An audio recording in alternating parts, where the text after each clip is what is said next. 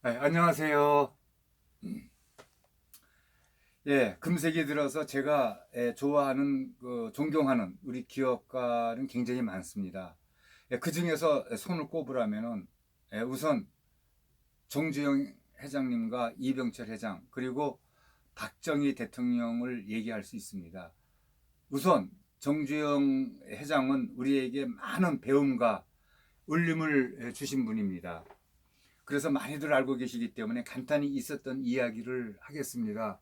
정주영 회장님은 1915년 강원도 통천군 송정면 아산리에서 태어나셨습니다. 그래서 호가 아산입니다.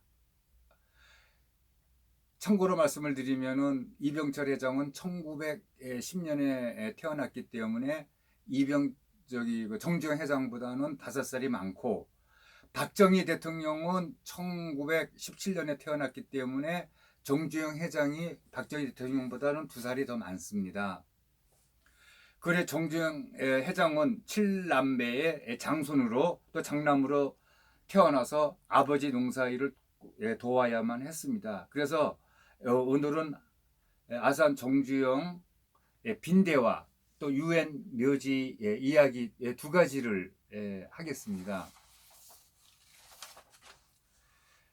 가난한 농사꾼의 아들로 태어났기 때문에 평생 농사만 지을 수 없다는 생각에 가출을 4번 하고 나서 성공을 했습니다만 18살의 정주영이 인천 부두에서 아주 힘겨운 일을 할 때였습니다.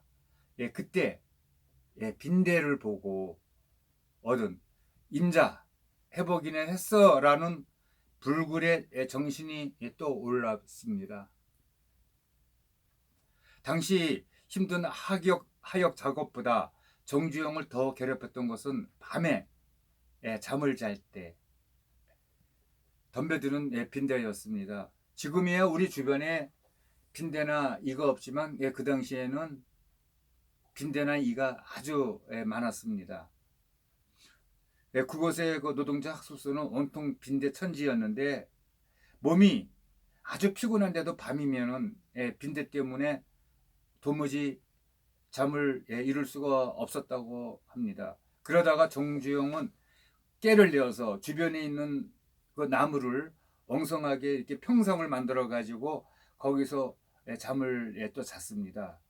그래도 잠시 동안 물지 않던 빈대는 금방 평상의 다리를 타고 올라와서는 예전과 같이 사정없이 자고 있는 정주영의 몸을 물어 뜯었습니다. 그래서 이제 할 수 없이 정주영은 또 다시 머리를 서서 물을 담은 세숫대야를 그 평상의 다리 4개에다가 이렇게 설치를 해서 빈대가 물을 건너서 올라오지 못하겠다고 그런 거 생각을 해서 세숫대야를 그렇게 설치하고 또 잠을 잤습니다. 그런데 또 한참 고이 잠들었는데 너무나 또 근지러워서 도저히 참을 수가 없어서 일어나서 불을 켜보니까 놀랍게도 빈대가 군데군데 여기저기 있는 것입니다. 틀림없이 빈대는 수영을 못할 텐데 하고 유심히 살펴보니까 예상대로 그 몇 마리 그 빈대가 그 물 위에 떠다니다가 이제 죽은 것을 발견도 했습니다. 하지만 또 더 놀라운 것은 그보다 더 훨씬 많은 숫자의 빈대들이 벽을 타고서 또 천장으로 올라가서 천장에서 정주영 자고 있는 데를 종조준해 가지고 거기서 떨어져 가지고 정주영 몸에 붙어 가지고 움직이는 것이었습니다. 그래서 그때 정주영은 하찮은 빈대도 이렇게 물이 담긴 세숫대를 뛰어넘으려고 필사적으로 달려들어 모든 방법을 구사하여서 자기 뜻을 이루었는데, 하물며 만물의 영장인 그 인간이 그보다 훨씬 많은 무슨 일이 많이 있겠지만은 일생 동안 그 마음의 지표를 삼는 큰 깨달음을 빈대로부터 얻었다고 얘기합니다. 그래서 뜻을 세우고 최선을 다하면 무엇이든지 이룰 수 있다는 정주영 일생의 정신은 빈대로부터 얻은 것이라고 또 할 수 있겠습니다. 정주영이 빈대로부터 얻은 이러한 정신은 그 후 그의 사업에서 난간이 있을 때마다 그 이력을 발휘하였습니다. 또 하나 사례를 말씀을 드리겠습니다. 유엔 묘지의 항야를 파란 보리밭 공원으로 단장을 한 적이 있습니다. 1952년 12월 미국 대통령에 당선된 아이젠하워가 한국 전쟁에 참전 중인 미군들을 위로하기 위해 한국을 방문하였습니다. 참고로 아이젠하워는 미국의 34대 대통령이고 34대 대통령이 한국 전쟁 그 이전에는 트루만 대통령, 33대 트루만 대통령이었고 34대가 아이젠하워 대통령, 35대 대통령이 그 유명한 존 F 케네디 대통령이었습니다. 그래서 아이젠하워의 방문 일정 중에 유엔 묘지 참배의 스케줄이 들어 있었습니다. 한국전에 참전했다가 전사한 우리 그 참전 용사들의 묘가 있는 부산의 유엔군 묘지는 전쟁 중이라 조성되어 있지 않고 풀 한 포기가 없는 맨 땅에 팻말만 꽂아 놓아서 아주 초라하기 짝이 없었습니다. 주한 유엔군 사령부에서도 묘지를 꾸밀 시간적인 여유가 없었지만 특히 겨울철이라 어쩔 도리가 없었습니다. 이런 상황에서 아이젠하워가 유엔군 묘지를 가보겠다고 하니까 비상이 걸렸습니다. 황량한 묘지에 대통령을 모시고 갈 수 없었던 그 미 8군 사령부는 한국 측에 푸른 잔디를 덮을 방법이 없겠느냐고 문의를 했지만 겨울에 잔디를 그것도 파란색의 잔디를 입힌다는 것은 아주 불가능한 일이었습니다. 한국의 여러 건설업체에 문의했지만 도저히 못하겠다는 답변만 들어왔는데 한 업체에서만 할 수 있다는 답변이 왔는데 그게 바로 현대의 정주영이었습니다. 정주영은 사령부 관계자를 만나서 공식 내용을 상의하면서 이렇게 말했습니다. 겨울철에 파란 잔디는 어디에도 없습니다. 그러나 대통령이 다녀가시는 동안 파랗게 풀이 덮인 묘역을 만들기만 하면 되는 거 아니겠습니까? 그렇게 얘기하니까 대통령이 유엔 묘지에 갔을 때만 묘역이 파란 풀로 덮여 있으면 됩니다.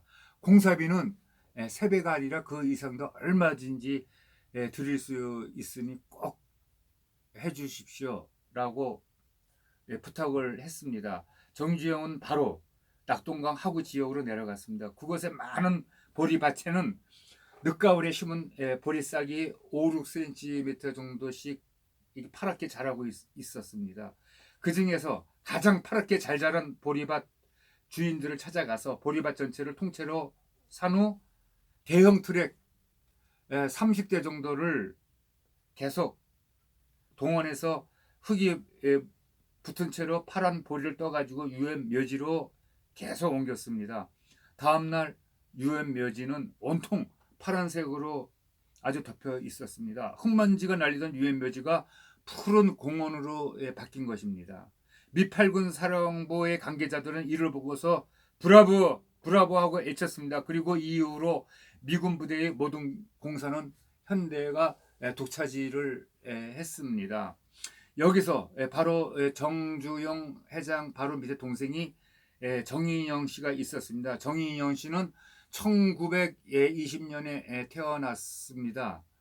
그 전에 그 한라 지금의 그 만도 그 기계를 창립을 했고 1995년에 김치냉장고 그 김치라고 그것을 또 만들었습니다.